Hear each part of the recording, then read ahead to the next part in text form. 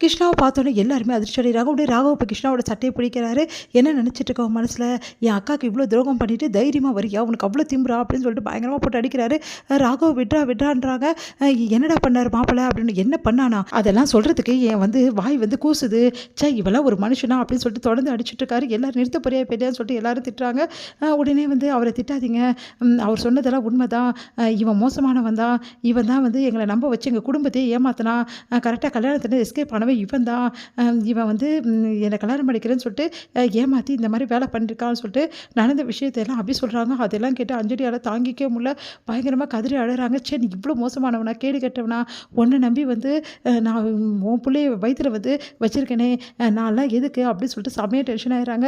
இனிமேட்டு இந்த உலகத்துல நான் இருக்கவே மாட்டேன்.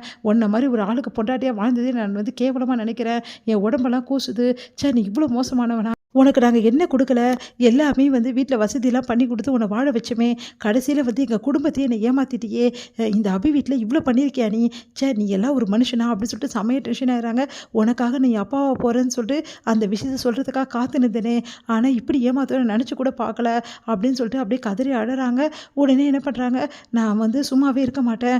உன்ன சும்மா விட மாட்டேன்னு சொல்லிட்டு சட்டைய பிடிச்சு அப்படியே அடிக்க போறாங்க. அந்த டைம்ல பக்கத்துல அப்படியே குத்து விளக்கு இருக்கு. அத எடுத்து தவறான முடிவுக்கு போயிடுறாங்க அஞ்சலி. அதெல்லாம் பார்த்து அப்படியே அதிர்ச்சி ராகும். அக்கா அக்கான்னு கதறி அழறாரு. அவங்க அக்கா அப்படியே கண்ண மூடுறாங்க. பார்த்து ரொம்ப கதறி அழறாரு. அப்படியே நினச்சு பார்க்குறாரு எல்லாத்தையுமே ராகும். அதெல்லாம் கேட்டுட்டு இருக்கோம். ஏதாவது சொல்றியாடா? எதுக்கு நான் மாப்பிளைய அடிக்க போறேன்? அப்படி சொல்லிட்டு எல்லாரும் கேட்டோன்னே, பின்ன அக்காவ தவிக்க விட்டு போனா, பின்ன என்ன பண்றது? எனக்கு அவ்வளோ கோவம் வருது. டேய் உன் கோவத்த கொஞ்சம் தூக்கி வைடா. எப்போ பார்த்தாலும் கோவப்பட்டுட்டே இருக்க. அப்படின்னு சொல்லிட்டு எல்லாரும் கேட்குறாங்க. அப்பா நல்ல காலம் இதெல்லாம் நான் நினச்சு பார்த்தேனா, உண்மையிலேயே நடக்கலையா? நான் ரொம்ப பயந்துட்டேன். நல்ல காலம் என் அக்காவுக்கு எதுவுமே ஆகக்கூடாது. இந்த உண்மையை நான் சொல்லவே கூடாது. அப்படின்னு சொல்லிட்டு ராகவ் முடிவெடுக்கிறாரு. அபியை பார்த்து முறைக்கிறாரு. அடுத்து அபி என்ன பண்ணுறதுன்னு தெரியாமல் தவிக்கிறாங்க. இந்த ஆள் தானே நம்மளை ஏமாத்துறது. இப்போ எப்படி நம்ம எல்லாம் முன்னாடி சொல்லலாமான்னு சொல்லிட்டு அபி சொல்ல வராங்க. அப்போ கரெக்டாக இவ்வளோ நாள் எங்கே இருந்தீங்க மாப்பிள்ள? அப்படின்னு சொல்லிட்டு பாட்டி எல்லாரும் கேட்குறாங்க. அவர்கிட்ட எதுவும் கேட்காதீங்க. அவருக்கு எதுவுமே தெரியாது அப்படின்னு எல்லாருமே அதிர்ச்சி அடைங்க. என்னப்பா சொல்கிற? அப்படின்னு உடனே ராகவோட சித்தப்பா சொல்ல ஆரம்பிக்கிறாரு. அவர் பெரிய ஆக்சிடென்ட் ஆயிருக்கு. அவருக்கு எல்லாத்தையும் பழசு எல்லாத்தையும் மறந்துட்டாரு. இப்போ நம்ம எல்லாருமே அவருக்கு ஞாபகமே இருக்காது.